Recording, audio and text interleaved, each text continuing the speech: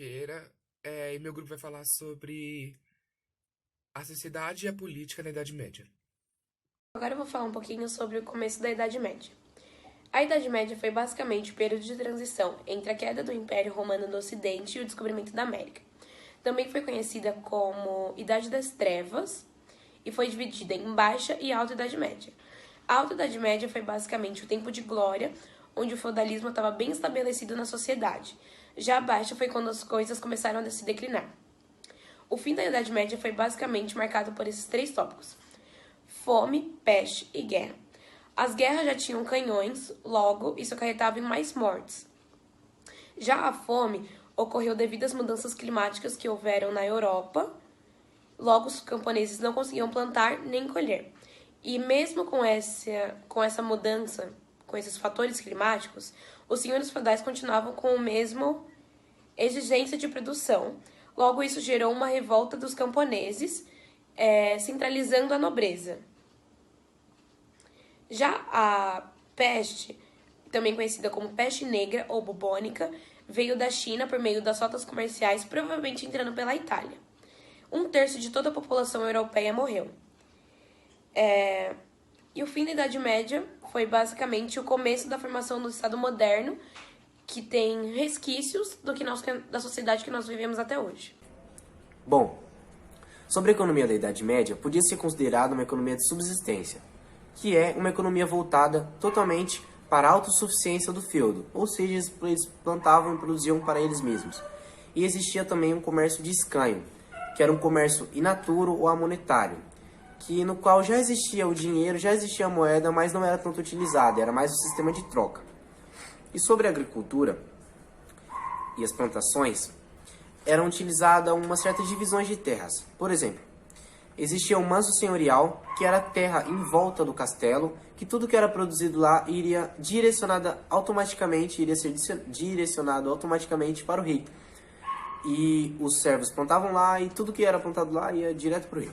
Então, é um pouquinho diferente do manso servil, que era a maior parte do feudo, e os servos poderiam plantar lá para eles, só que eles tinham que doar uma parte para o rei, que era 1/3 dessas plantações, chamado de talha, que eu vou explicar um pouquinho mais para frente, porque faz parte das 5 obrigações do servo.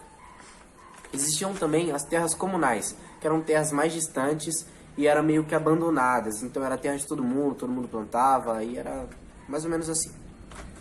E como que eles sabiam que se eles plantassem um ano sim e um ano também a mesma tipo de alimento, ia desgastar o solo? Eles utilizavam uma técnica chamada rotação trienal, que era pensando a longo prazo. Por que eles pensavam a longo prazo? Porque eles tinham noção que eles iam passar o resto da vida toda deles servindo o seu senhor feudal. Então eles plantavam trigo em um ano, milho no outro ano, para poder deixar o solo um pouco mais rico e durar um pouco mais de tempo. Existiam também uma hierarquia dentro dos feudos. Existiam os suceranos, os vassalos e os servos. Os suceranos eram donos de terra com muito dinheiro, que eles não tinham controle sobre toda a sua terra. O que eles faziam? Eles tinham alguém de confiança, que no caso eram os seus vassalos. Eles falavam o seguinte: eu vou deixar esse pedaço de terra com você, você mora nele, você planta nele, você cuida dele, e em troca você vai me proteger no caso de alguma guerra, alguma invasão. No caso, eu vou continuar sendo um dono dessa terra, mas você vai ter o posto, o status de senhor de terra, ou dono de terra. E os vassalos também tinham seus próprios vassalos. Só que se eu sou um sucerano e eu tenho um vassalo e esse vassalo tem outro vassalo, eu não consigo ter um contato com esse vassalo do meu vassalo. É como se fosse uma hierarquia de uma empresa. Então existiam os senhores feudais, o clero, os nobres guerreiros e os servos. E como que funcionava a rotina do servo?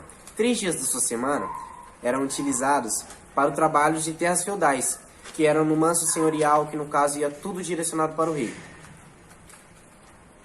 Nos outros 3 dias, eles plantavam para si próprios, nos mansos servis, que eles podiam tirar para o seu próprio alimento, mas eles precisavam produzir. Quem que era dono dos moinhos? Os senhores feudais. E sobrava um dia, que era o 7º dia, eles não trabalhavam e eles iam rezar. Agora eu vou explicar um pouquinho das 5 obrigações servis. Então eles tinham a talha, que eu já citei anteriormente, que 1/3 das plantações que eles plantavam no manso servil ia diretamente para o rei. A mão morta, que quando morrer, eles automaticamente pagavam uma taxa, por estar morto ou por viver, para ir para o céu. A corvia, que era o pagamento em serviço, que era, no caso, eles trabalharem para pagar. As banalidades, que era o uso dos moinhos. Então eles podiam plantar por eles mesmos, podiam produzir o seu próprio alimento. Só que eles não tinham moinho. Então eles pagavam para o rei para poder utilizar o moinho deles e ainda pagavam uma taxa que era chamada talha. E também existia o dízimo. Vou falar um pouco sobre a igreja e o porquê dela tá entrando assim nessa parte de política, sendo que normalmente a igreja não teria nada a ver com isso. A igreja católica, na Idade Média, ela dominava o cenário religioso, sendo porque, né, ela não aceitava outra forma de religião, e caso outras pessoas fossem contra eles acabavam torturando ou matando. Ela era detentora do poder espiritual e influenciava o modo de pensar, a psicologia e as formas de comportamento na Idade Média. A Igreja Católica acabava possuindo terras de grande quantidade e até mesmo alguns servos trabalhando nelas. Vou falar um pouco sobre o cristianismo. O cristianismo era a crença em Deus, que na Idade Média tomou muita forma por esses motivos. O cristianismo acabou se tornando a religião oficial do Império Romano a partir do governo de Teodósio, com o Edito de Tessalônica, devido à força que conquistou o Império Romano que estava em decadência. O poder se ampliou e solidificou-se durante o período das migrações bárbaras, quando a igreja conseguiu aliar-se a muitas das tribos bárbaras e convertê-los ao cristianismo. Por eles conseguirem essas alianças com os bárbaros, os reis e senhores feudais acabaram percebendo que a igreja estava começando a ganhar mais poder no meio de tudo isso. Então eles começaram a fazer o quê? Começaram a doar terras para eles, começaram a se aliar a eles, a se batizar na igreja, assim fazendo com que a igreja acabasse ganhando mais poder e ficando mais rica. E conforme ela ia recebendo várias terras como presente, ela ia acabando se tornando a mais poderosa no sistema feudal, por esse grande número de terras. Agora um amigo meu vai falar um pouco sobre as cruzadas, o porquê delas terem acontecido e o porquê desse nome. Boa tarde, meu nome é Hélio. Estou aqui para falar a respeito das cruzadas cristãs, que foram no total 8, se totalizaram para as cruzadas das crianças e dos nomes que eu vou citar posteriormente. As cruzadas foram expedições militares realizadas durante os séculos 6 e 8 na intuição de readquirir os territórios que foram conquistados anteriormente pelos muçulmanos.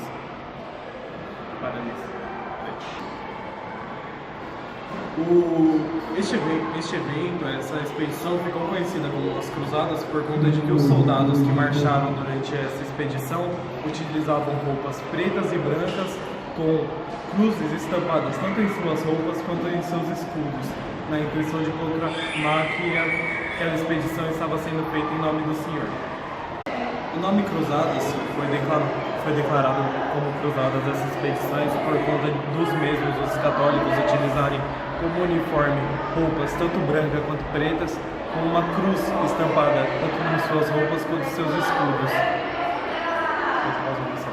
As expedições partiram da Europa em direção ao Oriente, chegando assim na cidade de Israel, que ora eram tomada pelos cristãos e ora eles eram desalojados pelos muçulmanos. A cidade já estava em posse dos cristãos por, em média, quase um século, quando foi então cercada por um exército de muçulmanos liderados pelo sultão Saladino, que conseguiu render os cristãos após uma campanha de bombardeios a partir de pedras incendiárias.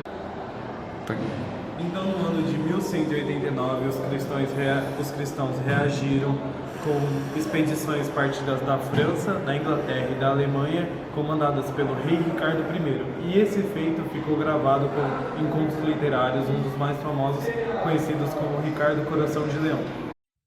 Bom, esse foi o nosso trabalho e espero que você tenha gostado.